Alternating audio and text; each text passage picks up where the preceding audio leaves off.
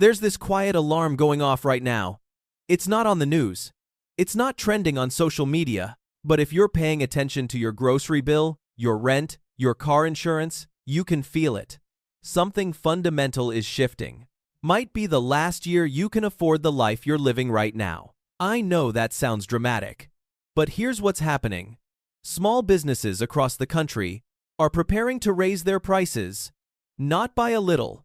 Sharply. They're using that exact word, sharply. Restaurants are warning that menu prices are about to jump. Retailers are stockpiling inventory now because they know what's coming in January. And if you've been thinking about buying something, anything, you might want to do it before the calendar flips. Because after that, the price tag changes forever. This isn't a conspiracy theory. This is economics. This is tariffs. This is inflation that never actually went away. And this is the reality that millions of Americans are about to collide with in just a few weeks. But here's the thing. While everyone else is panicking, complaining, or pretending it's not happening, there's a small group of people who are doing something completely different. They're preparing, they're adapting, and they're going to come out of this stronger than before. And today, I'm going to show you exactly what they know that you don't. My name is Jake, and my job here is to cut through the noise. They tell you that finance is complicated, but the truth is the most powerful strategies are surprisingly simple. My goal is to show you how money really works so you can take control and get your money right. If you're tired of the confusing advice and want the straight talk on building wealth, make sure to subscribe and hit the like button if this video gives you some clarity. All right, before we dive in, quick disclaimer. I'm not a licensed financial advisor. This isn't official financial advice. I'm just a guy who studies this stuff obsessively and wants to help you see what's really going on. Your money, your responsibility, your decisions. Always do your own research. Now let's get into it. So why is 2026 the breaking point? To understand that, we need to talk about what's been happening behind the scenes for the past few years. Because inflation didn't just show up one day. It's been building, and businesses have been absorbing as much of the pain as they possibly can. Here's what most people don't realize. When costs go up for a business, they have three options. They can eat the cost and accept lower profits. They can cut corners somewhere else, maybe use cheaper materials, reduce portion sizes, lay off staff, or they can raise prices and pass the cost on to you. For the past 2 years, most businesses chose option 1. They absorbed it. They took the hit. Why? Because they were terrified of losing customers. Consumer spending was already shaky. People were tightening their belts.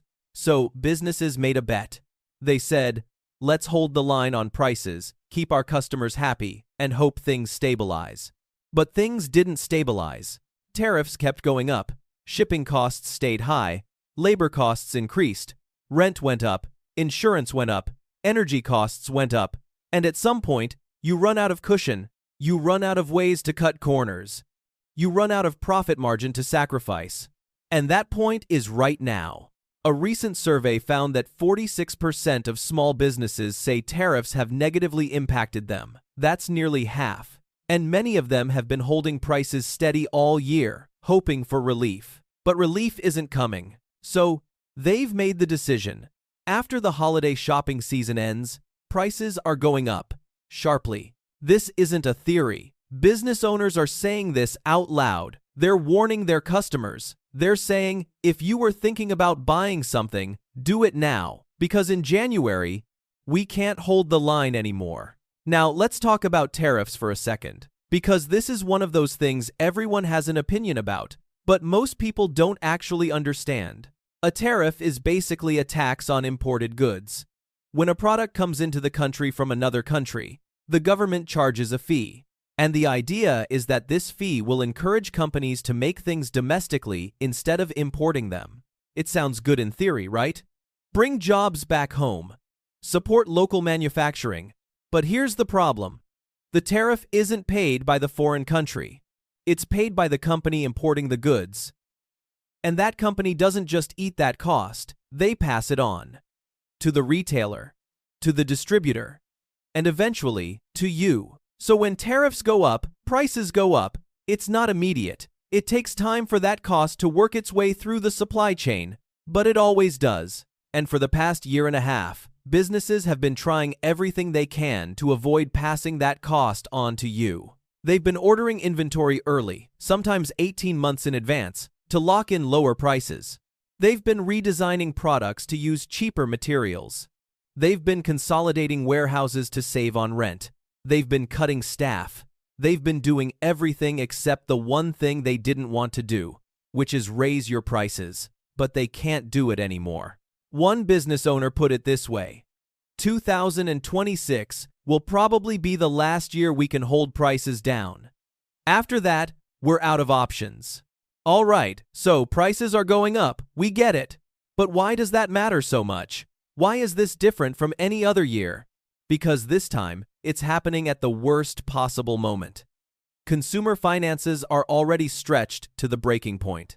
Household debt just hit an all-time record high. Credit card balances are at $1.23 trillion. That's a trillion with a T. Auto loans, student loans, mortgages, all at record levels.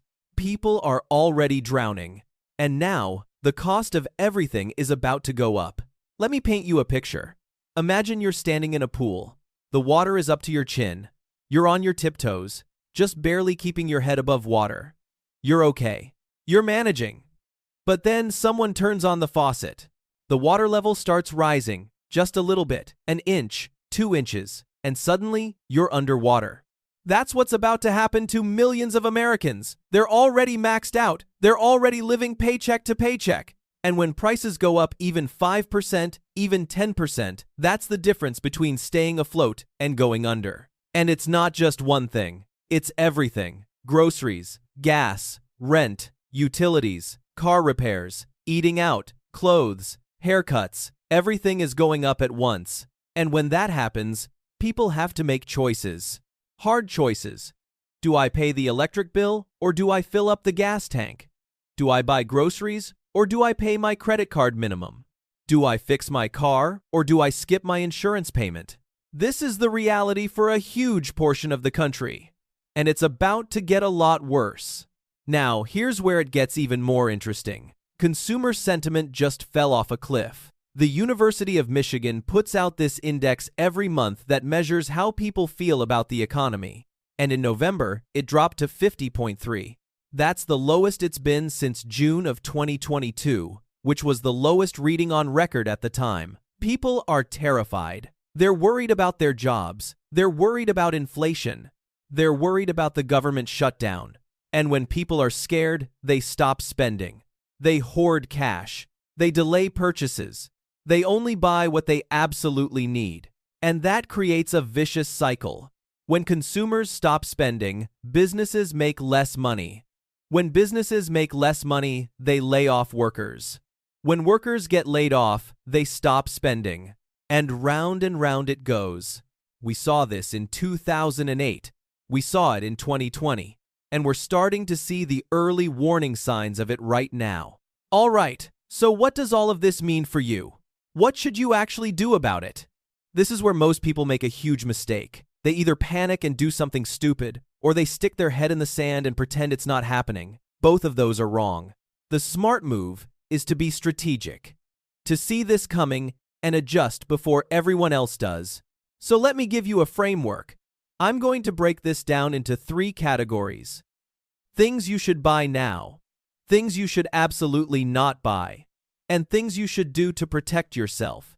Let's start with things you should buy now. If there's something you've been planning to purchase anyway, something you know you'll need in the next 6 to 12 months, and it's on sale right now, buy it. Don't wait. Don't procrastinate.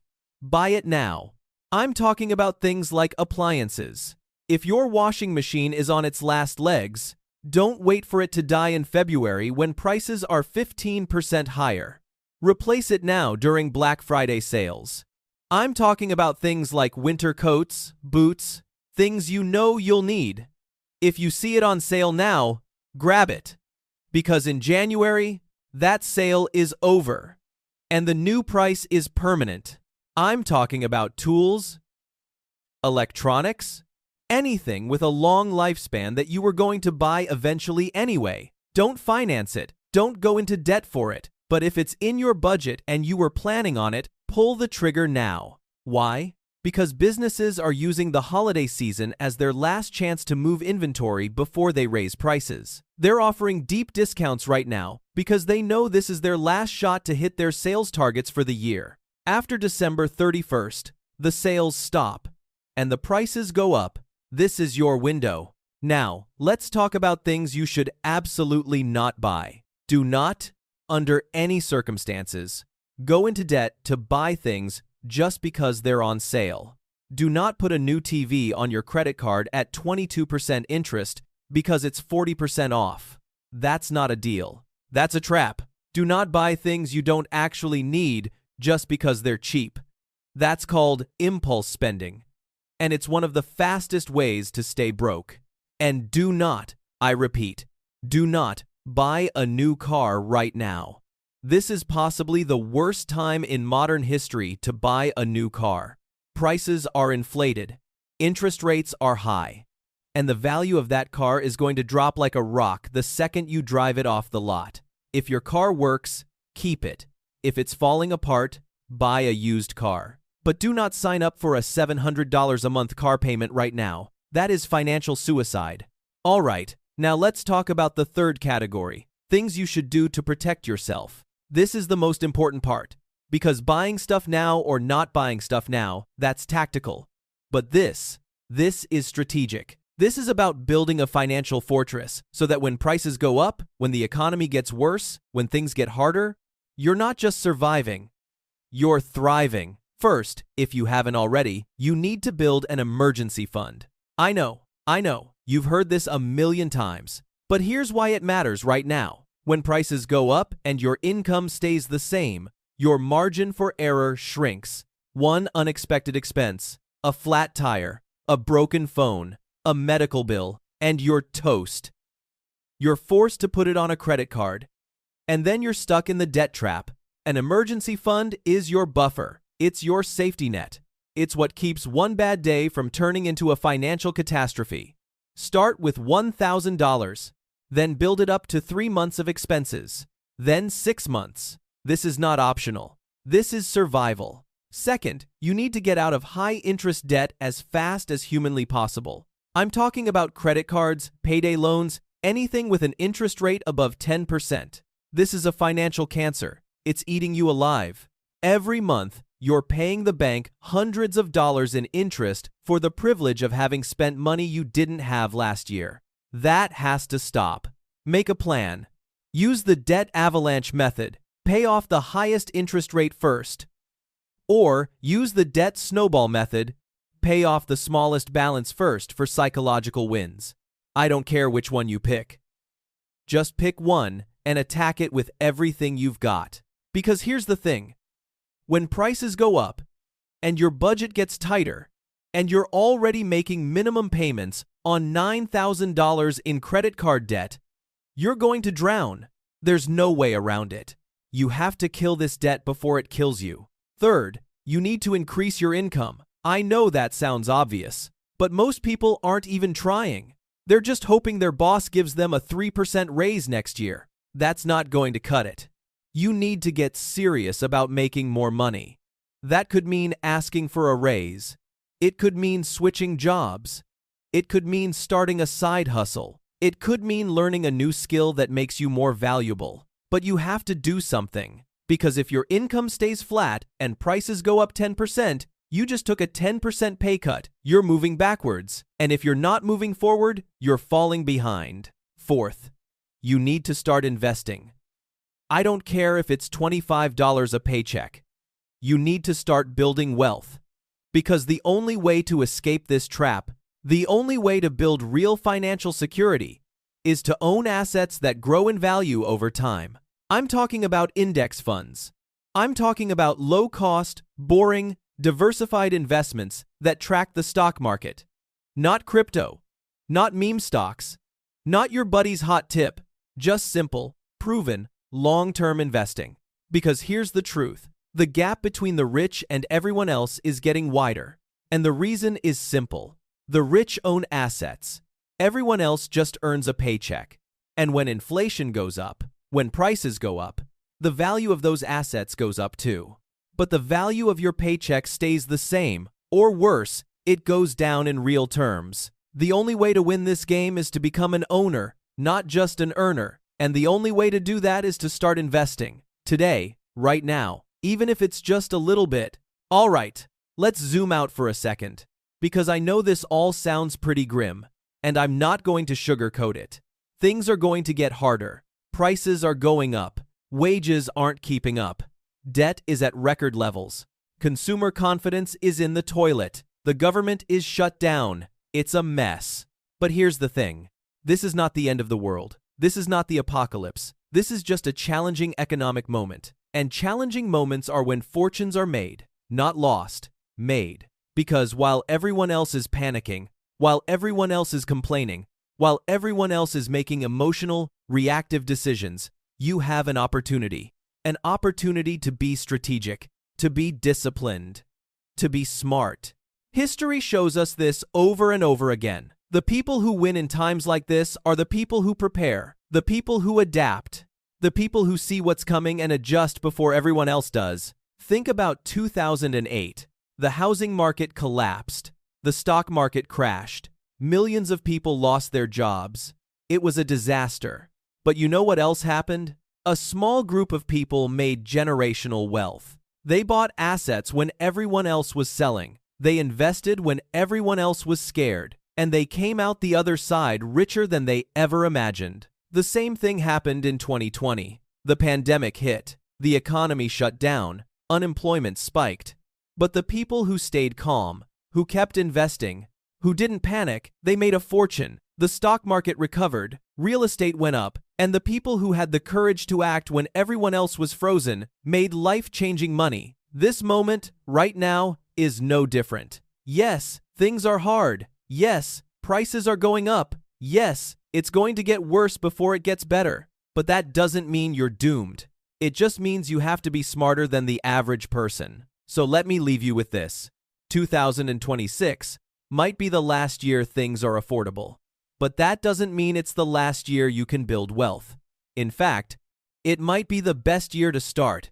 Because when everyone else is cutting back, when everyone else is scared, when everyone else is making bad decisions, that's when the opportunities appear. That's when assets go on sale. That's when the people who are prepared can make moves that change their lives forever. So here's what I want you to do. First, take inventory. Look at your finances, your income, your spending, your debt, your savings. Get clear on where you actually stand, because you can't fix a problem you don't understand. Second, make a plan.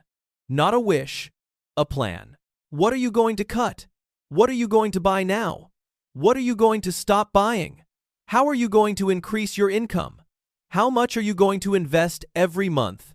Write it down. Make it real. Third, take action. Not tomorrow, not next week, today. Buy that thing you need before prices go up. Set up that automatic transfer to your investment account. Call your credit card company and ask for a lower interest rate. Apply for that better job. Do something, anything, just move. Because here's the truth. The economy is going to do what it's going to do. Prices are going up whether you like it or not. Tariffs are happening. Inflation is happening. The government shutdown is happening. You can't control any of that, but you can control your response. You can control your choices. You can control whether you panic or whether you prepare. And that choice, that one choice, is the difference between staying stuck and breaking free. Look, I know this is heavy. I know it's not fun to think about, but ignoring it doesn't make it go away.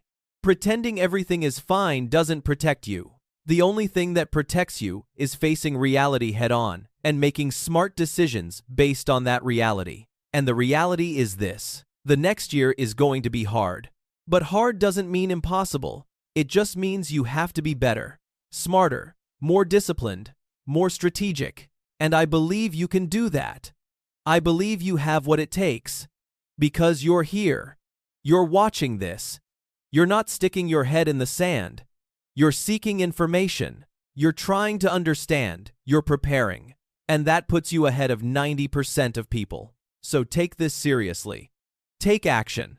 And when 2027 rolls around and everyone else is complaining about how expensive everything got, you'll be the one who saw it coming, the one who prepared, the one who adapted, and the one who came out stronger. If this video gave you some clarity, prove it to your future self by hitting that subscribe button. And if you want to know exactly how to start investing, even if you only have a little bit of money, check out my video on the best way to invest your first $1,000. I'll see you in the next one. Get your money right.